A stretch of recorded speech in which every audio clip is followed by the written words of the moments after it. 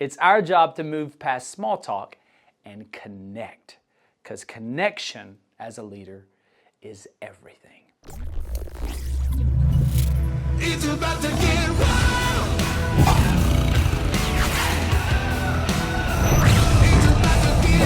Welcome to Wild Wednesday, your 3 minutes-ish boost for leadership, culture, sales and marketing, what am I doing with my hand, and business breakthroughs to help you win the day. Let's pump the hump. Pump the hump. Small talk opens doors, but big conversations, they change lives. Now, we've been talking a whole lot about initiating. We've been talking about great questions because great leaders ask great questions. And as a leader, it's our job not to just talk, but it's our job to discover passions, experiences, to find out what drives our people, what motivates them, what inspires them. It's our job to move past small talk and connect, because connection as a leader is everything. Now, Mel Robbins says this: small talk is the best way to open big conversations. So here's a few questions that I personally love that will help you connect and discover what fires your people up. What is one thing you're obsessed with? And I love that question because the word obsessed is really a strong word. Sometimes people have even a negative connotation of that. But if you think about it, obsessed just says,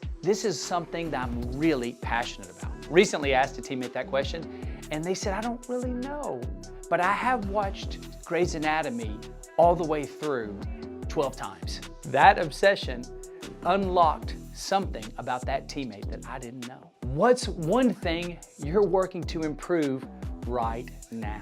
And that question could be so personal. It could be something they're working on with their family. It could be something they're working on with themselves, or even something at work. But it allows you a glimpse into what they're thinking about, what they care about.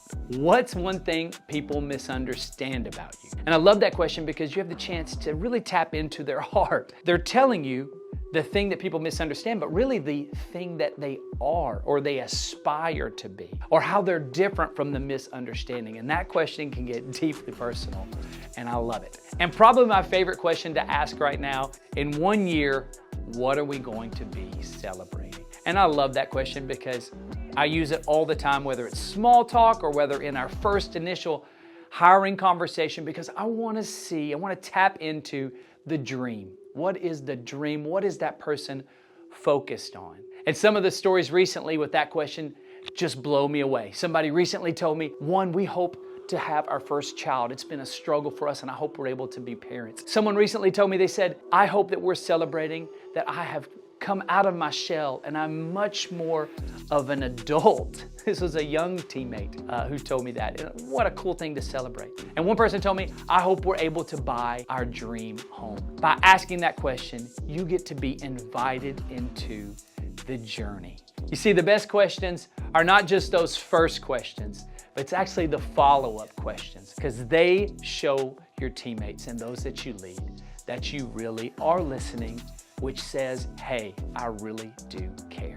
You see, in closing, great leaders, they don't just talk. They don't just ask great questions, although I hope some of these questions you put in your back pocket. I hope it's tools for you. And there are plenty of other great questions you could ask, but it's not about just asking great questions. It's about connecting, and connecting authentically. So be vulnerable, ask great questions, listen, and go connect and lead. And when you connect authentically, you're gonna build trust, you're gonna build loyalty, and you're gonna be able to lead and influence your team to great things. So go intentionally, have small talk, go deeper than the surface, go connect, use some of these questions. We'll see you next week. Let's grow.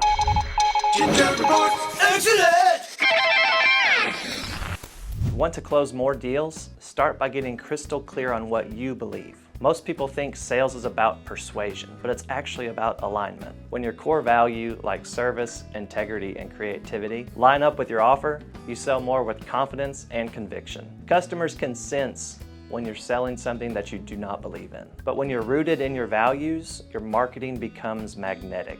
Sales isn't about scripts, it's about substance. Simon Sinek says people don't buy what you do, they buy why you do it. So, what do you stand for? I'm out.